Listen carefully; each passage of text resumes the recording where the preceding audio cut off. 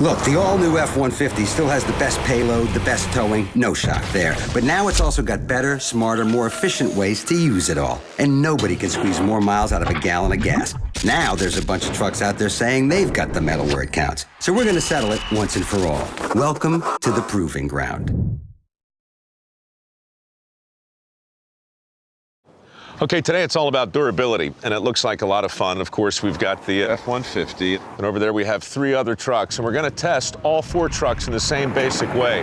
We're at the Michigan Proving Grounds, and specifically a little stretch of heaven here they call Silver Creek. You have to imagine a river suddenly with no water in it, and what they've tried to duplicate is what the bottom of that creek bed would look like. It runs a 1/4 mile. You've got steel on this side, and then you've got these speed bumps over here. So there's really no smooth area at all. The plan is to take each truck at 25 miles an hour and see just how durable they are. We don't know precisely what the results will be, but we're going to shoot it from every angle. And my guess is one of them's going to do better than the others.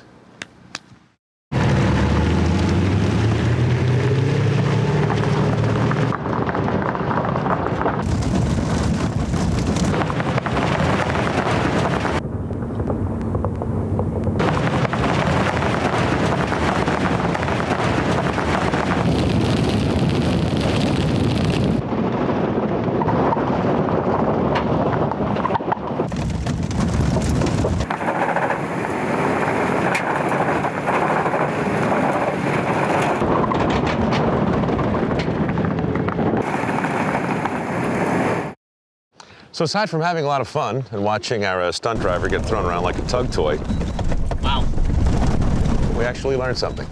Yes, we did. We learned how tough it is to pass our durability course.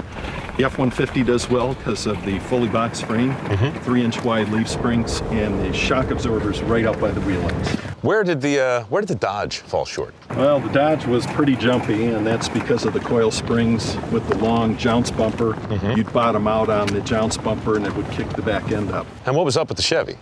Well, the Chevy had the narrow leaf springs and the shocks inboard of the springs, so you got a lot of side to side there. It had a little trouble staying on the track. And I haven't seen it in a while, but is the Toyota still attached to itself? Just barely. You know, Toyota doesn't have the fully boxed frame. They have a C-section on the frame and narrow leaf springs, so that back end is very, very compliant, and you could see the results. Because we started with the Ford, I might as well confess now, my first thought when I saw the Ford F-150 come down here was, oh no, that looks pretty rough. But in a relative world, it did stand up, and it wins.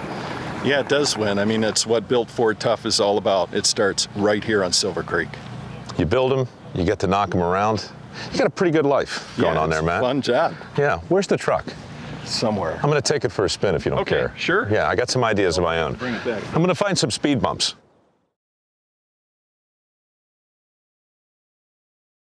So each truck has exactly 1 gallon of gas. Correct. And each is configured exactly the same way. Yeah, crew cab 4x2s with the most fuel efficient V8 that's offered.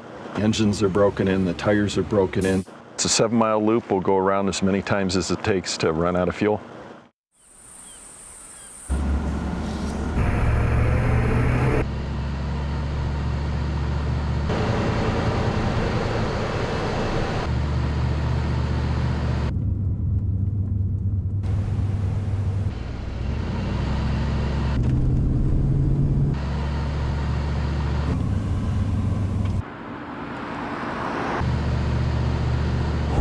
Dodge finished?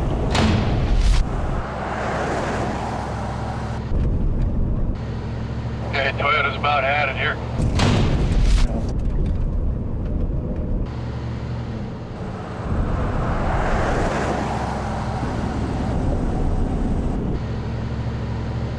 All right, Chevy's done.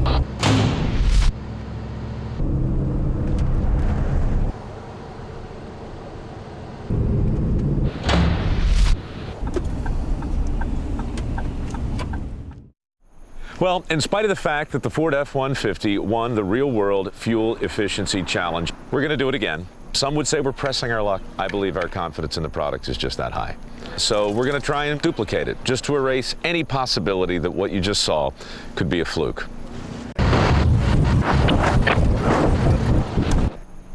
There's 1 gallon of gas, right? Just one.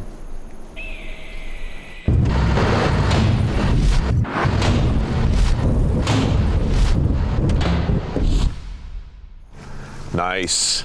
Twice. Can't be a fluke. It's not a fluke. And we don't have enough gas to make it back. No, we don't. So we're walking. Have a nice night, Tanner.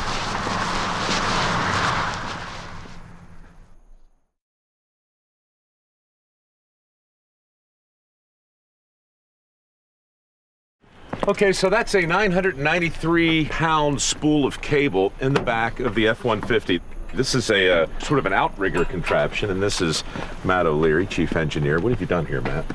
Well, we set this up so we could see how the vehicle behaves in a handling situation.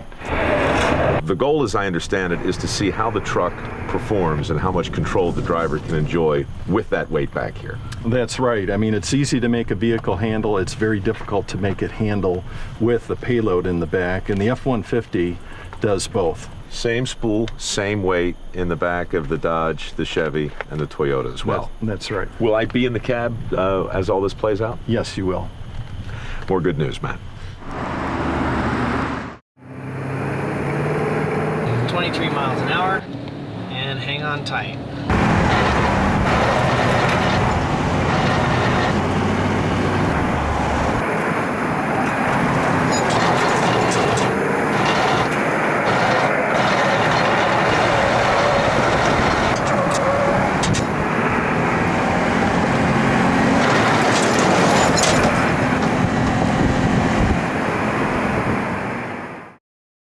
So you gotta feel good about that. I feel really good about it. The F-150 did great going through those maneuvers with all that payload. Yeah, not so much for the Dodge. Not so much for the Dodge. A lot of understeer, couldn't keep speed going through the maneuver. Almost the same deal with the Chevy. Yeah, pretty much. Vague on the steering and a lot more lateral compliance in the rear because of the narrow leaf springs. Lateral compliance sounds kind of fancy talk, but I'll tell you what, I know what sparks are, and I saw plenty of those on the Toyota. The Toyota gets a lot of body roll, so you could see the outrigger touch very quickly. So you're really fighting trying to get through the maneuver. What do you think a guy like Tanner does after a day like this? Is he swimming with sharks? Is he jumping out of planes? What do you think? I don't know. I don't know. That boy ain't right. No, he isn't. Okay, I'm gonna take it for one more spin if that's good. Sure. But you're gonna let me drive this time. Maybe. We'll approach speeds of 12 miles an hour. 12 miles an hour is good. Today, Chief Engineer Matt O'Leary has brought me to a garage, but it's not like any other garage I've seen. This is where we add weight for vehicle testing. We're going to be testing towing today? That would be right. The best way to avoid trailer sway is to load your trailer properly. We're doing it improperly so we can demonstrate trailer sway and then show how our new technology helps you in this kind of event. I saw a giant tractor trailer a few minutes ago. What's that going to do? We have the tractor trailer to do a real-world simulation coming toward the towing vehicle. It'll pass it, and the driver of the towing vehicle will lift off the accelerator, and that will induce the sway. I've learned enough. Let's watch.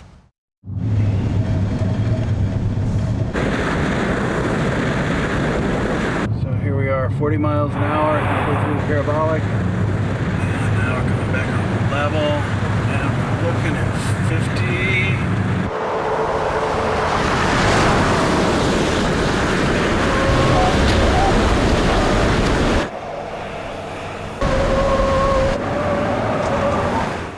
So Matt, explain to me again from a technical standpoint what it was we just saw. Well, the F-150 did very well because it has trailer sway control, unlike the Chevy and the Toyota. And compared to the Dodge, it has a better way to counteract the sway through asymmetric braking, so braking one side of the vehicle and then the other side. So the Dodge didn't recover as quickly because all four tires braked simultaneously. Right, so you slowed the vehicle down